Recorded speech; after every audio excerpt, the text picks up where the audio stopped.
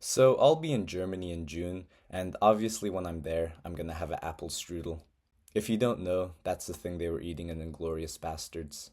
But what I'm not gonna do is have a cheat meal and eat the frozen apple strudel you see at the grocery store. That's a tip I learned from Santa Cruz Paleo.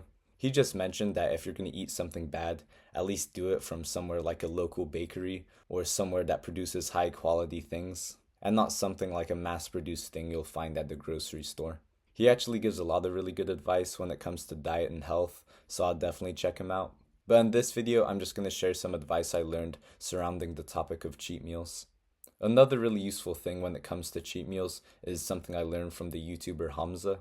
And if you know him, I definitely don't agree with everything he says or does, but he does make some good points. And I thought what he said of when you shouldn't have a cheat meal was great. And that's when people are like, I've been eating clean for a long time and it's been pretty easy for me, but I feel obligated to have a cheat meal since I've done it for so long and they have a cheat meal. He compared that to having a broken leg and it healing nicely, but then deciding to smash it with a hammer after a while.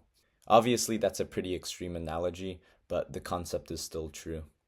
Instead, he suggested that if you ever find yourself in this situation where you've been doing a good thing for a long time and you feel like you need the reward, he suggested giving a gift to yourself. An example he gave is that if you've been training boxing every day consistently for a month, instead of just not showing up to training for your reward yourself with maybe some new boxing gloves or some new boxing shoes.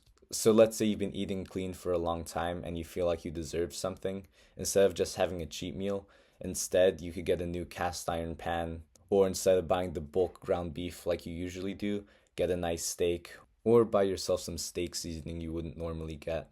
So, when would you have a cheat meal then? This is just my recommendation, but I would say when you start to feel a little bit burned out.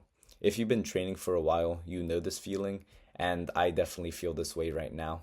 Right now, it kind of feels like I just woke up, but I feel this way throughout the whole day. I also have tendon pain in various areas, and I just feel more sore than just the standard amount of soreness. Also, another big sign is that after a good training session, normally you should just sleep like a baby. But when you're so sore, you're actually having trouble sleeping, that's when I would say to tone it back a little bit. And that's what I'm feeling right now. And for me, I've always enjoyed eating clean, even as a kid, and it's not something I find very hard to do. But at this point, I'll actually start craving things like donuts, and not only that, but I'll actually have dreams about it. And this makes sense to me because, like a machine, if a machine is being overworked, it's gonna need a little bit extra fuel, even if it's not of the highest quality. Now, one last tip surrounding cheat meals is something I learned from the bodybuilder Evan Centopani. And that's when you pick a cheat meal, it's a good idea to pick a cheat meal that will have nutrients that you might be missing. A big problem with eating too clean is that it sometimes lacks nutrients. For example, if you only eat chicken, broccoli, and rice, you miss out on things like healthy fats and also iron and zinc. So instead of just eating a spicy chicken sandwich for your cheat meal or some chicken Alfredo, it might be a good idea to go out and get a steak sandwich, or Evan Centopani, what he did was just made some seafood pasta. This is just a strategy you could do to make cheat meals work in your favor, but obviously it's your cheat meal, so you do whatever you want. And if there is a nutrient that you're missing, you should probably figure out a way to get it consistently in your diet, or you could also supplement it. This is just a side note, but this is why it's a good idea to get your blood work done, just so it shows you if there's any nutrient that you're missing. But I hope this video helped you, and just to let you know, I'm not a licensed dietitian, but I have done a fair amount of research on nutrition from my personal training certification and just from my own research of reading books and listening to podcasts. So I can't give you a customized meal plan.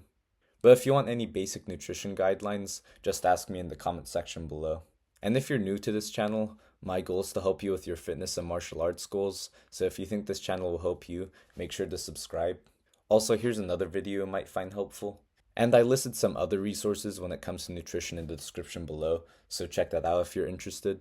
But thank you for watching, and I'll see you in the next video.